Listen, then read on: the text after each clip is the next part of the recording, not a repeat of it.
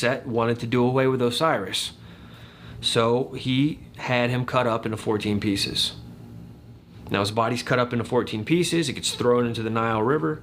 And Isis, of course, isn't happy about this. Isis tries to collect all the pieces up, and she's only able to find 13 pieces. So she fashions together those 13 pieces to form a more perfect union, which is the framework of our 13 colonies, a more perfect union, based off of the myth of Osiris. Now that's showing Egyptian magic even in the framework and the fabric of our foundation, right?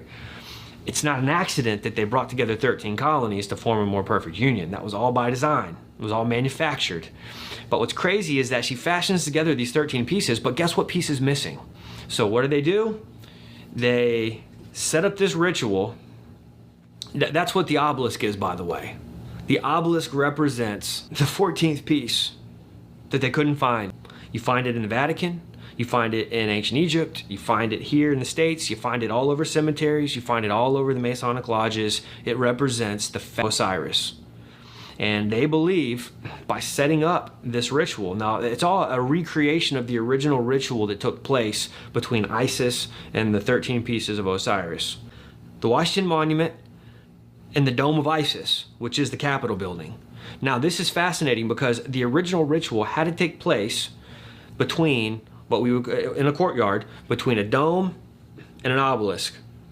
Putting those two together like that creates a power generator, literally a generator for this ritual.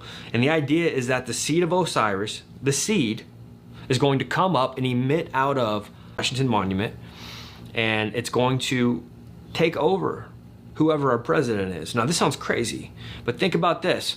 In ancient Egypt, what had happened was the Pharaoh would go through this ritual, he would enter in a man, and he would exit the ritual a god.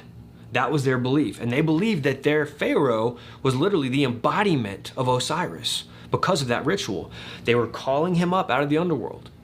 So what we have in America is this same ritual basically that the Freemasons believe that they have maintained the proper language and the ritual to a T from the ancient world. They claim to have this still today. They're right there between the dome and the obelisk, right there in that power generator, and right around the corner at the Herodome, which is what they call the Masonic Mecca of the world, literally. The Herodome is this temple, this massive, crazy temple in DC.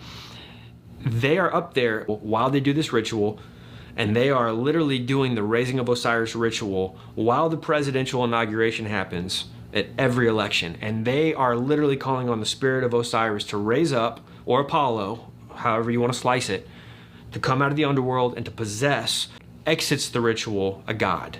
Wow. This is what the Freemasons believe. Now people are going to say, well, not every president's a Freemason. Well, most of them have ties to secret societies, but they're not all conscious of the ritual. It's been going on now since the beginning, to our knowledge, since the beginning of this nation being set up.